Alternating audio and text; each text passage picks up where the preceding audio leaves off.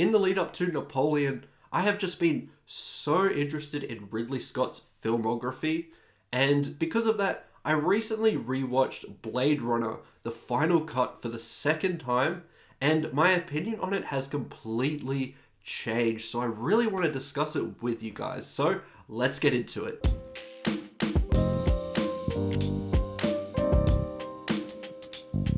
Firstly, apologies if my voice sounds a little bit weird. I have been feeling like death for the past week, and I'm just on the tail end of it now, so apologies there. So with this movie, I've always been a fan of this franchise, but not really because of Ridley Scott's original, more because of Denis Villeneuve's sequel, Blade Runner 2049, which I think is one of the best sci-fi films of all time. I watched the original many years ago, and it was the final cut. I've only ever seen the final cut for this film. I know that the original Blade Runner had like 3 or 4 different versions of it, and audiences were really not happy with the original, and Ridley Scott kept tinkering with it, and the final cut is more or less his complete vision of the 1982 film. And being brutally honest with you guys, when I first watched this movie, I fucking hated it. I did not like almost a single thing about this movie. I thought the ending was good,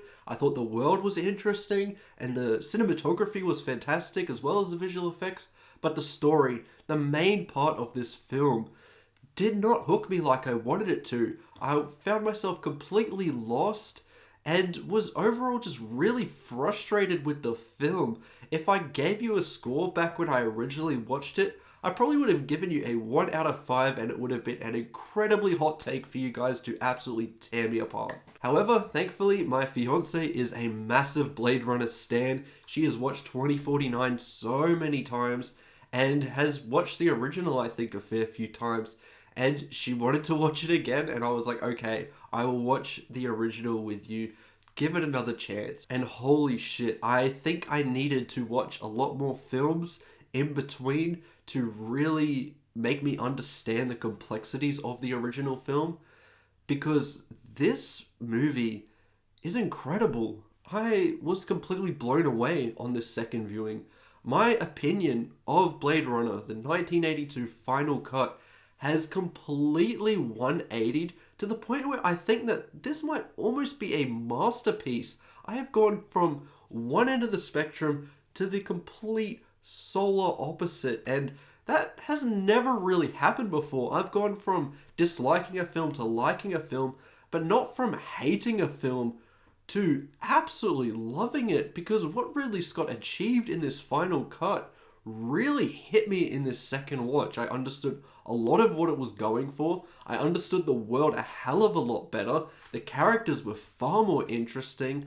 There's a lot of layered storytelling in here that is genuinely moving. So many intricate moments that I was just blind to years ago, I've picked up on.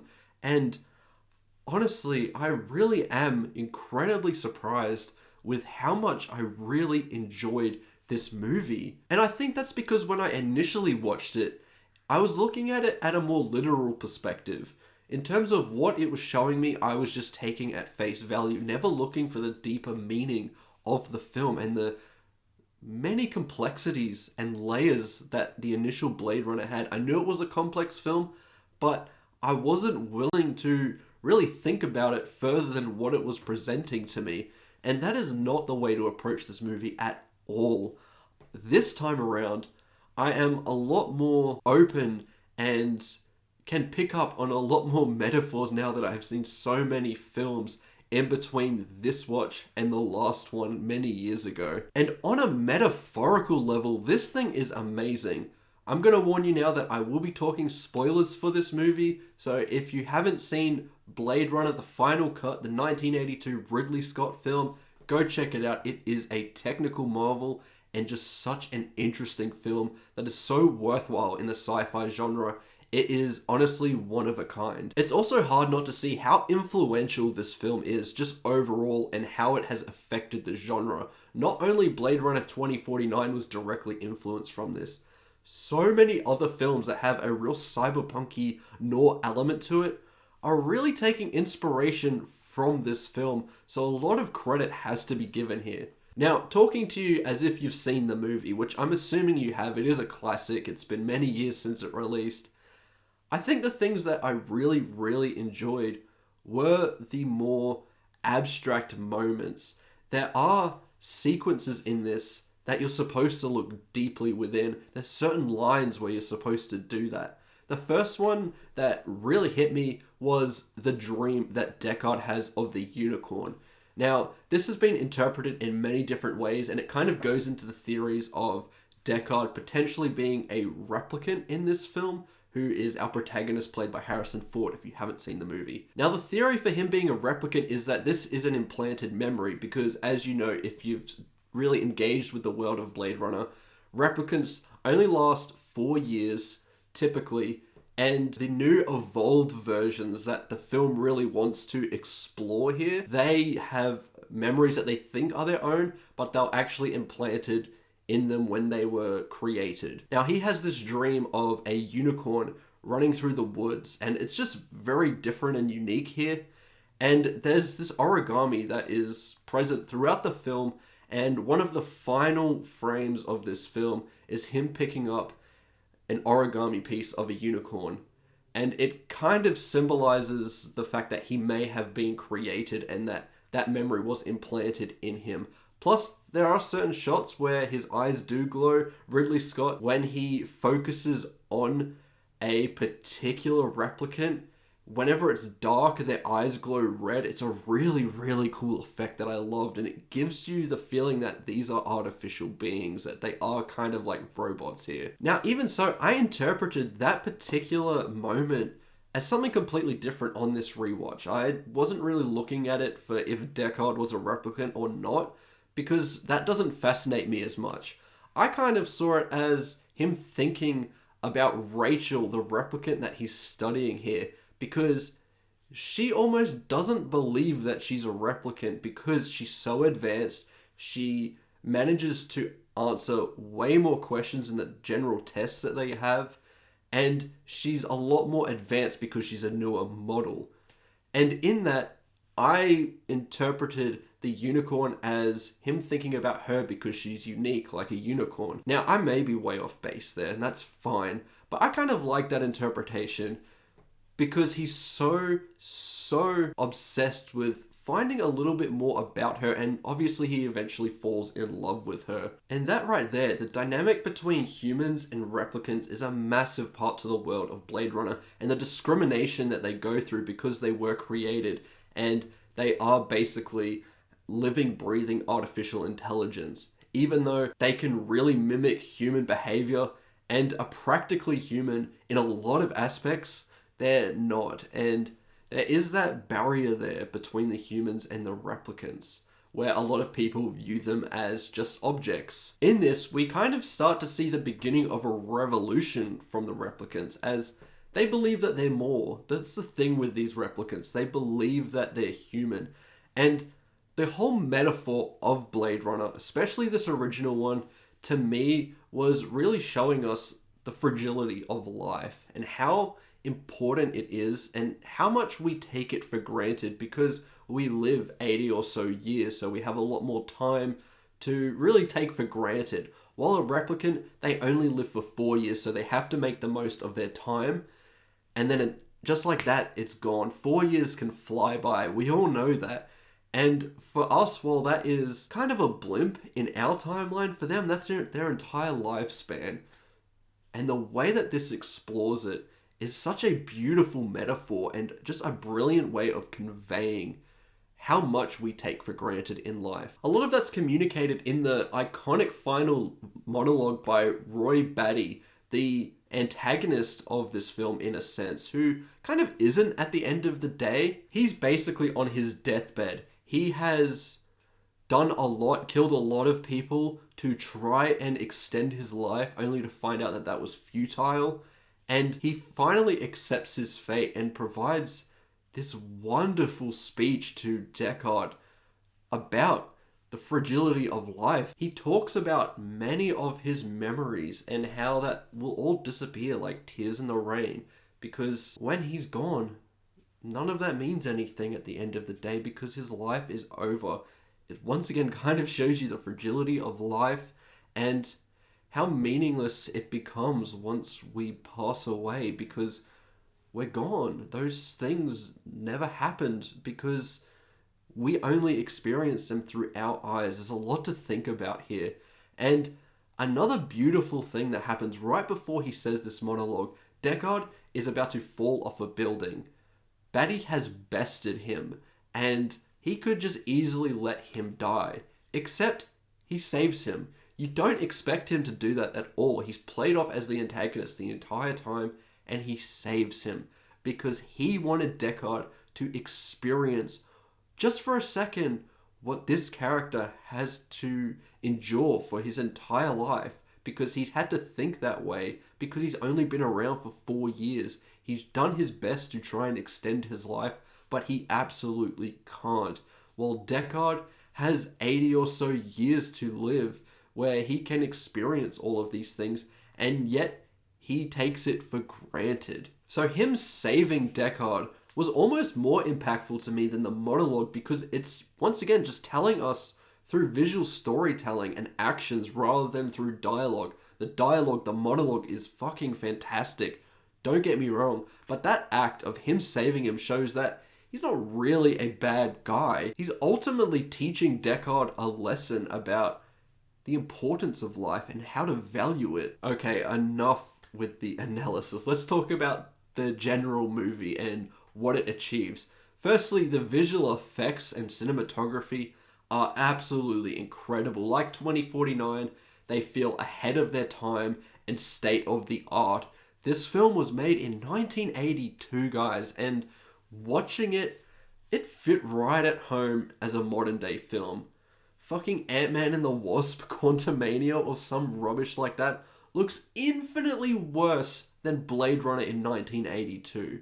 And that is why I almost don't buy some of the excuses that are provided from these films that cost hundreds and hundreds of millions of dollars, because Blade Runner could achieve it in 1982 with a far less budget and far less resources. And that's because they didn't be lazy and rely solely on computer-generated effects. There's a lot of practicality there and production design, and that is what I think visual effects is where it's at its strongest. It's not to create the scene, it's to enhance the scene. I think that when a film utilizes a lot of production design and uses the visual effects to really build it out and provide a lot of the more unrealistic elements that we just can't build, that is where you get fantastic visual effects. When you utilize visual effects for every single thing, it looks artificial, it looks fake, and it doesn't really work unless you're Avatar and you're James Cameron, you're a visionary who has hundreds of millions of dollars at your disposal.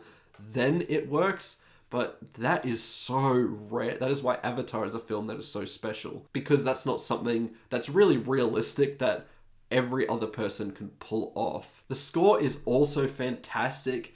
It just really puts you into this world the minute it starts. From the very opening of this film, you hear it and then you just see this world and you're just sucked in from the minute it starts. Ridley Scott does an expert job of just immersing you in this city and this era of Los Angeles that he's built. It's absolutely stunning work. There are still 2 lingering issues that I do have with this film that stop it from being an all-out masterpiece.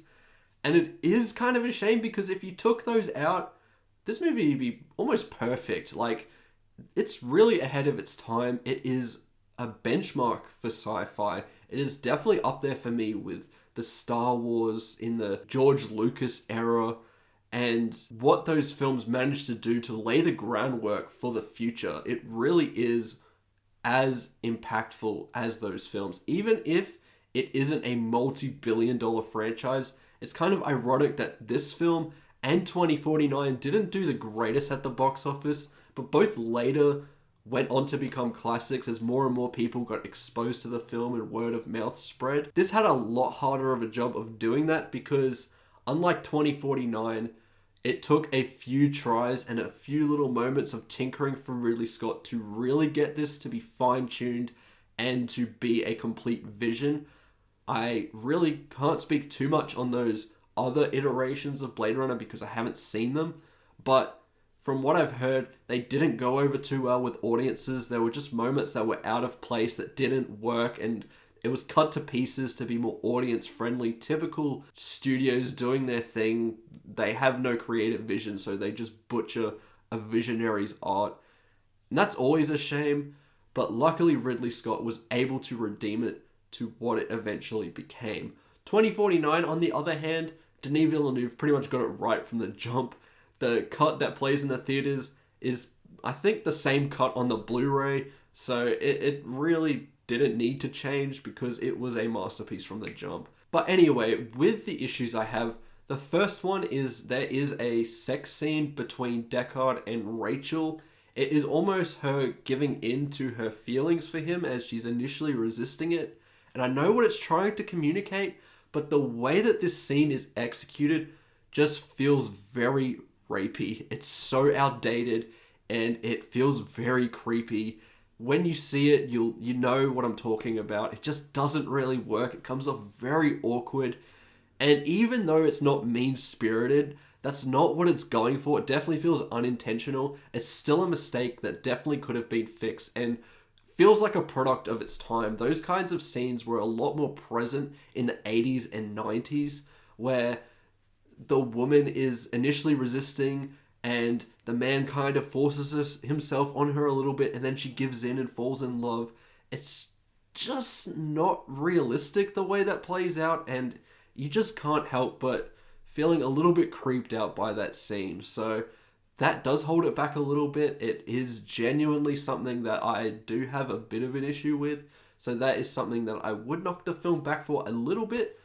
The other thing is there are a couple of pacing issues when he's kind of exploring the town a little bit. It's great for the world building and it's very pretty. It's almost like Ridley Scott flexing the world of Blade Runner, and that's great. It sets up some really pretty shots. There's no doubt about it, but it doesn't really serve too much of a purpose for the narrative for how long those sequences are. It progresses it forward a little bit, but nowhere near enough to spend that much time on it, I thought. Honestly, other than that, this film was almost flawless and completely moved me. I cannot believe how much of an idiot I was all those years ago.